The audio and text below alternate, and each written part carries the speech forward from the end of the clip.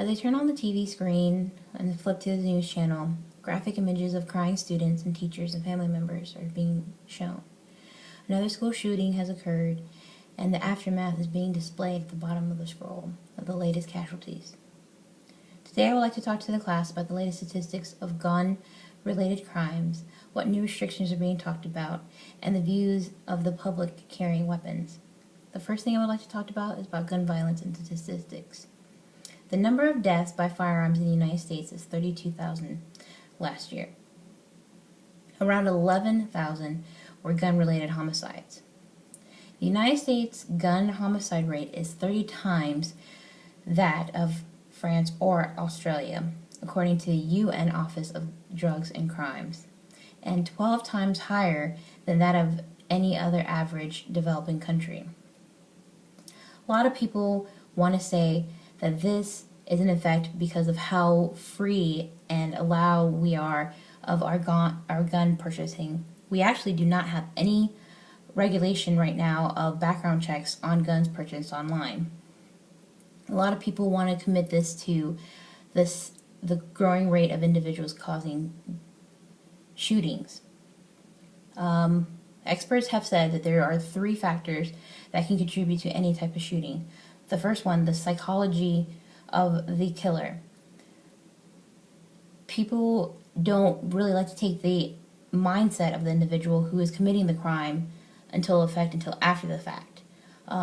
Showing the Navy shooting that happened in DC, a lot of individuals finally confessed saying, hey, there were psychological issues with that individual. He did have episodes where he seemed unstable. The second is the environment of the violence in our popular culture. A lot of people want to say that video games that are violent depict violence and make people themselves violent. An aspect, I see it as if you are only shown negative things, you will then also be negative. If you're not shown the positive and showing compassion and showing empathy towards people, you will not be sympathetic or empathetic yourself. And the third is easy access to guns. Everybody's like, hey, if we restrict the law, people are less likely to get weapons. Now people, on the other hand, there's other individuals, on the other hand, that say the more restrictions there are, the more likely they're going to go on alternative measures like the black market and business that way is going to be booming. The second portion of my brief, I would like to talk about the gun controls that are getting stricter in the United States. So many law enforcement and gun control advocates view keeping records as critical during crimes.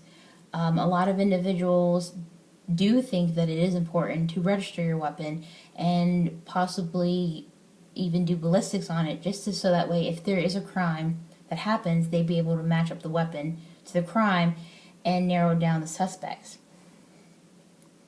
The data in society science are rarely this clear. They strongly suggest that we have more gun violence other than other countries because we have such more permissive laws that others regard the sales and possession of guns.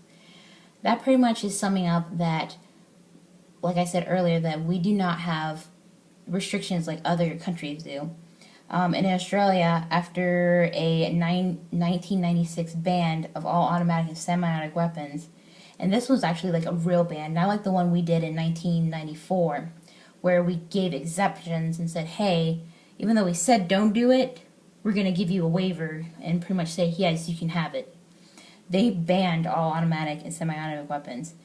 Their gun-related homicide dropped 59% over the next decade. And then the rate of suicide by firearms went down 65%.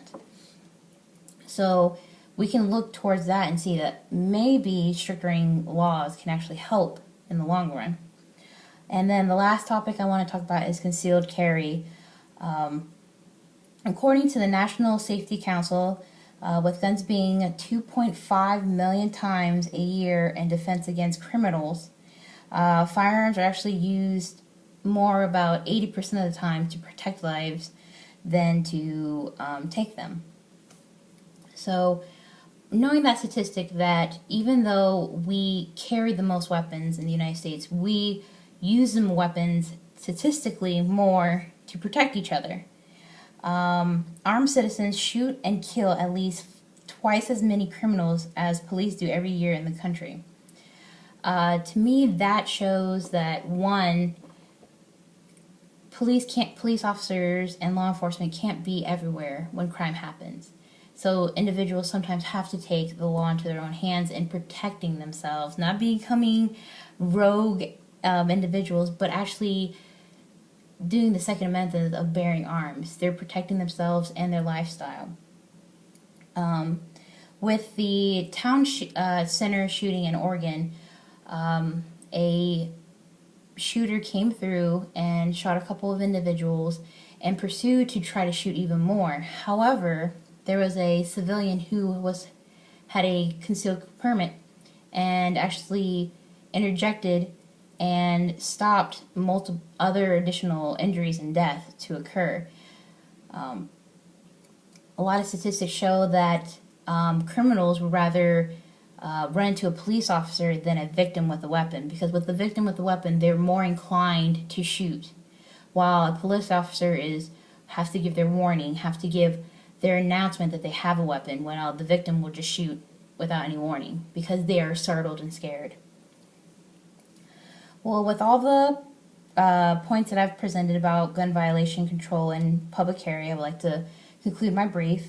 For my speech today, I hope that you have a better insight on gun laws and statistics and the new possibilities of what might occur in our future. Thank you for your time, and if you have any questions, feel free to email me via the class messaging board.